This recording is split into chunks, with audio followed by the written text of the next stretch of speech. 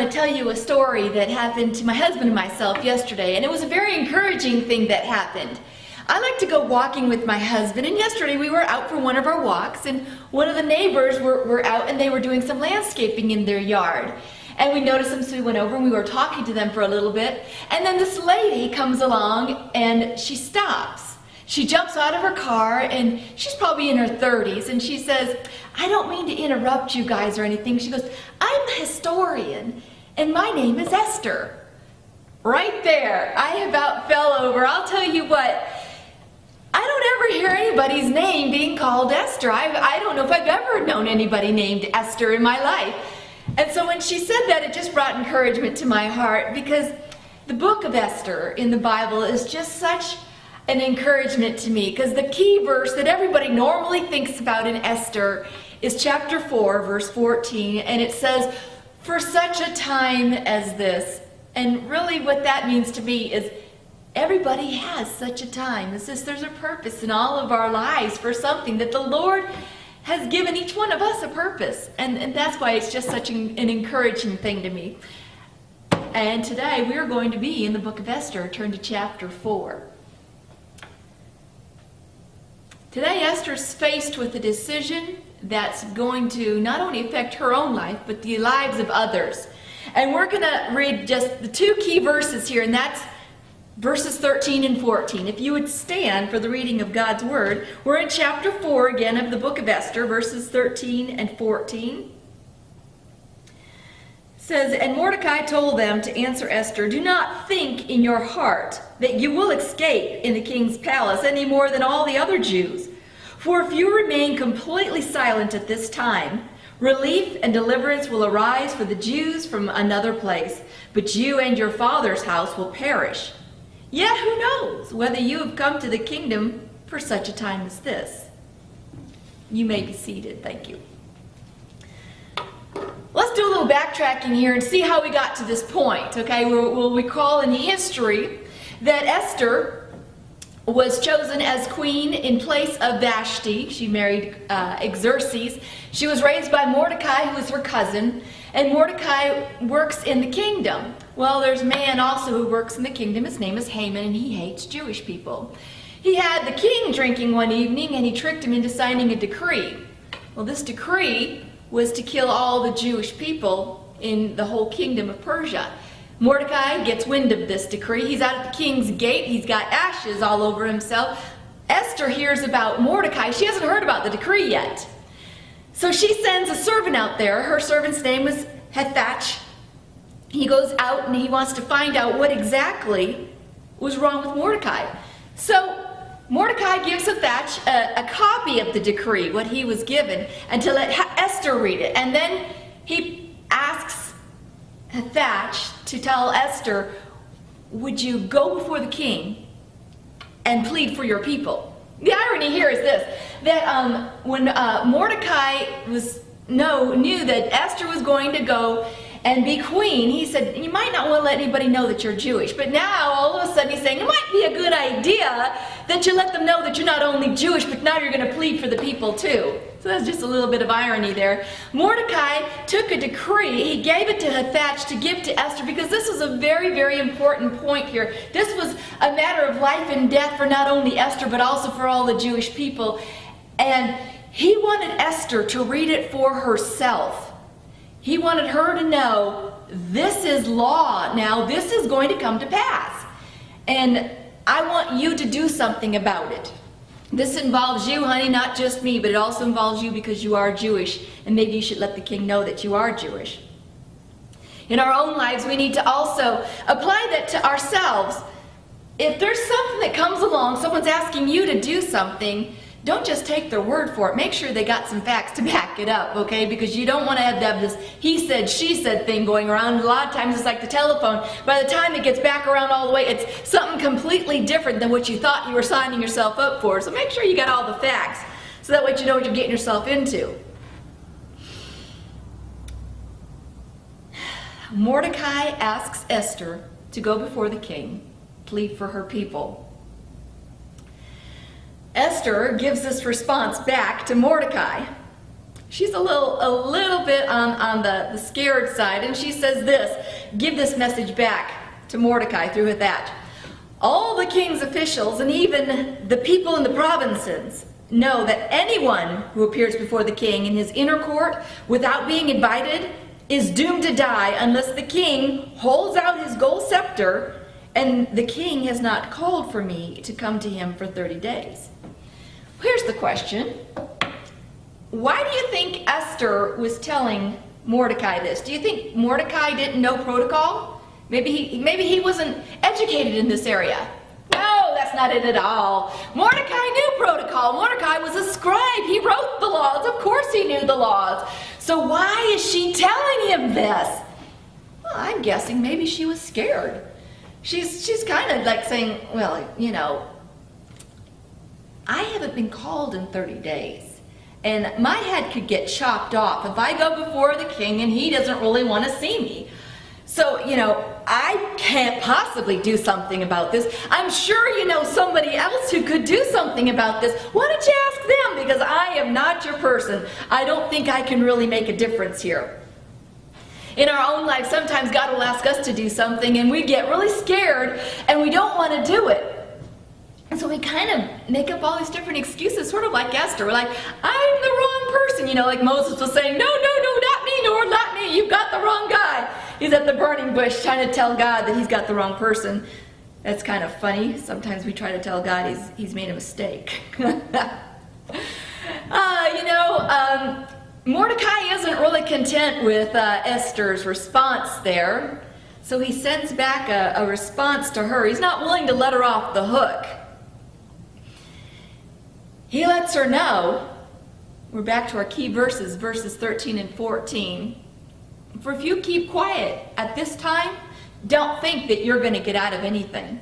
You are going to suffer consequences. However, God is God, and he will raise up another person to take care of this dilemma right now. But don't think that you and your family will escape. You will suffer the consequences, and you will probably die as well. So, this kind of made Esther shake a little bit, I guess, because she sent back another reply to Mordecai in verse 14, and you see her in verse 15, and she says, well, Mordecai, you get the people of Susa together and you fast for 3 days and 3 nights, and I'll get my maids together and we'll fast too. And if I die, then I die. So Mordecai went ahead and did this. He let her know, basically, you're not going to get off the hook. One way or another, you might die. You could die by the king chopping your head off, or you could die because of the consequences of God, of you not stepping in and getting involved when you had the opportunity to do something. He's letting her know, you know what, Esther, I don't think that God put you in this position just to lift you up, to further your kingdom. No, Esther, I believe that God put you in that position so you could make a difference for such a time as this. This is your moment, Esther. This is your moment to shine. What if God put you in the palace just to make this one decision, to save all the lives of the Jewish people? Made her stop and think. She's like, you got a point there, Mordecai. Maybe I'll go with that. You know what, in our own lives, God doesn't put any of us in a position just for our own benefit. He puts us there for a reason. There's a reason why we're in certain places. Maybe to make a difference in one person's life. Maybe it's to make a difference in many people's lives. Maybe it's to make a difference in an organization. But if there's something we see that we can do and we step back and we cower away from it because we think there might be consequences to us, God will raise somebody else up and he'll use that other person. But don't think for a moment that you're okay. You're out of the dark. You've made it. No. God knows what happened, and he knows that you just backed away from it. You will suffer consequences, but that other person, they'll get the blessing. And you'll get reprimanded.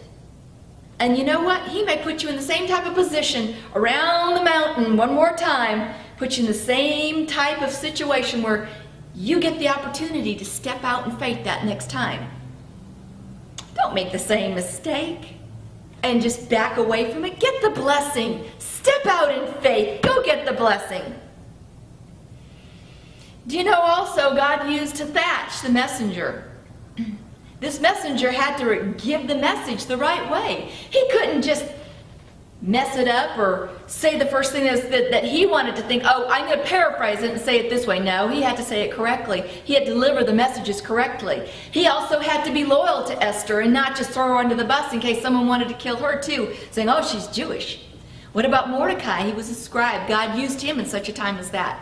Don't think just because you're in a small position that God can't use you. He sure can. He can use anybody he wants to. So God uses each person in each position that they're at. Step out in faith. Believe God. Trust God. Know that He's got something for your life. Esther had these people fast with her because she knew she couldn't just appear before the king and say the first thing that came flippantly out of her mouth. She couldn't just try to come before the king and then just come up with something. Every word had to be calculated. She had to come with a humble heart. She had to know that she was hearing from God. She wanted to suppress her flesh. And to make sure of that, she was going to fast not 1 day, but 3 days. And she was not only going to fast, she was going to ask others around her, like a support group, to fast with her. See, we need a support group. We need those people around us who are going to support us, who we know when we ask them to pray with us, that they will pray. Not just to flip it, oh, sure, I'll pray. You know people like that, don't you? They don't really pray. They just say that they're going to pray. But then you know that there are those people in your life, when you ask them, will you pray for me? They'll say, yes, I will. As soon as I get off the phone or as soon as I'm done, I will pray for you. And you know that they will. And you know, actually, if you don't get back to them about what happened in the response, they'll be contacting you and saying, hey, whatever happened with this prayer request? I've been still praying about it. Those are the people you want to have praying with you. That's probably the type of people that she had praying with her. She wanted people that were going to really pray. She wanted to let the Lord know, I am serious about this. I want to come to you and I want your mindset on this. I want to make sure that you are with me in this particular situation because it's really, really important. We need to get people like that with us. We need to make sure that if you ask them to fast, that they actually will fast. There's not too many people out there who will do this. And you know, there are times in our lives that God might put us in a position, all right? And He's requiring something of us. There might be a time when He'll say, I want you to do this for me now. It's not for the furtherment of our kingdom. It's for the furtherment of God's kingdom. There's always a reason for God allowing you in a certain place or a certain position or living in a certain area. There's always a reason. Realize that. God always has another reason behind. You may not know right away what it is that God wants you to do, but know this, that He will let you know eventually. One time, it'll come along sometime, just like Esther. He'll call you on the carpet. And He'll ask you to do something, to step forward in faith, to trust Him.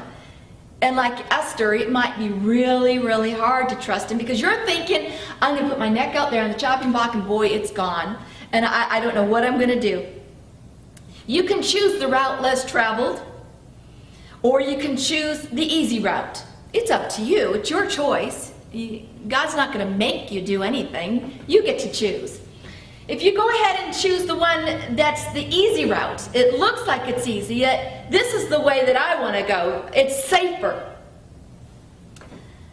However, suddenly once you start going down that road, you'll find out that it leads to a cliff, and there's no way back, and it's just destruction.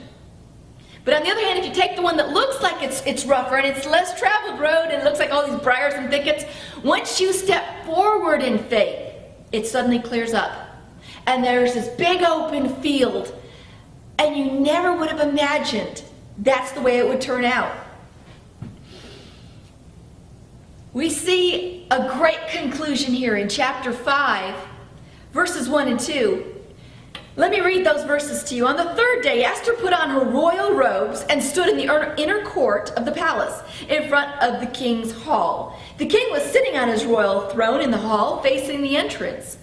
When he saw Queen Esther standing in the court, he was pleased with her and held out to her the gold scepter that was in his hand. So Esther approached and touched the tip of the scepter. This whole time, Esther was fearful she was going to die, that she was going to get her head cut off. She was afraid the king wasn't going to accept her. But what happened? The king was happy. He sees Esther way down there at the end of the inner court, and he sees her and he's like, oh, there's Esther. Oh, come on, Esther. And he's pleased with her. He's holding out the scepter to her, and she comes forward. Now, I don't know how many of you have seen One Night with the King, but you see her coming through the doors, and she's coming all the way up to almost his throne, and the guy's got the big old sword up ready to sling it down in her neck. You'd think, oh, that poor thing, what she went through. No, really, God went before her. God went before her in this situation. Satan would have you think you're going to be killed, that you're fearful. You shouldn't step out.